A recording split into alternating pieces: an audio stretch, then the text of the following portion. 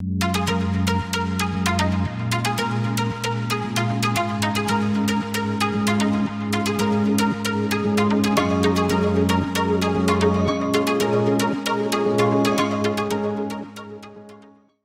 learner, I welcome you all in MOOC course on Principles of Electrical Sciences. Myself, Dr. Sanjay Agarwal, Associate Professor in Electrical Engineering, School of Engineering and Technology, IGNOU, New Delhi.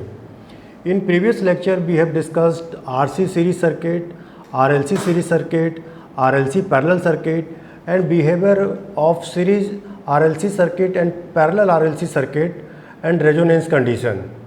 After the completion of this session, you will be able to understand what is the polyphase system, why polyphase system is preferred over single phase system, and what are the star and delta connection. And you will also be able to understand what is the relation between and phase and line current in star and delta connection.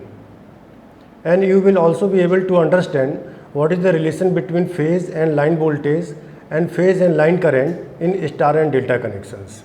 So first of all, we are going to discuss about what are the merits of the three-phase system. So the following are the main advantages of the three-phase system over single-phase system. First advantage is what? It is a continuous power. What do you mean by this? In single-phase circuit, the power delivered is pulsating.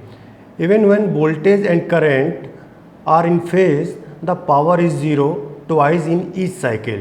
While in the polyphase system, power delivered is almost constant when the loads are balanced. What do you mean by the balanced system? Means there are three phases in the three-phase system like R phase, Y phase and B phase. So if load at all the phases are equal and the phase angle between each three phases are same, then it will be called balanced load. Second advantage of three-phase system is what? It has high output. That means the output of three-phase machine is nearly 1.5 times of output of single-phase machine of the same size. The third advantage is power transmission economics. What do you mean by this? To transmit the same amount of power over a fixed distance at a given voltage, three-phase power system requires only 3/4 of the weight of the conducting material as required by the single-phase system. And this will be discussed in the next topic, that is in transformer also. The next advantage is what? Starting. The three-phase induction motor are self-starting, whereas single-phase induction motor have no self-starting torque without using auxiliary means. And next advantage is power factor. Three-phase induction motor have higher power factor and efficiency than that of single-phase induction motor. Next advantage for three-phase system over single-phase system is in parallel operation also. The parallel operation of the three-phase induction motor is simpler as compared to that of single-phase induction motor. And three-phase system is more capable, reliable in comparison to the single-phase system. Now we have to understand the nature of the three-phase system. As you know, a single-phase AC generator consists of a rotating magnet driven by a prime mover and a winding embedded in the stationary part of the machine called stator.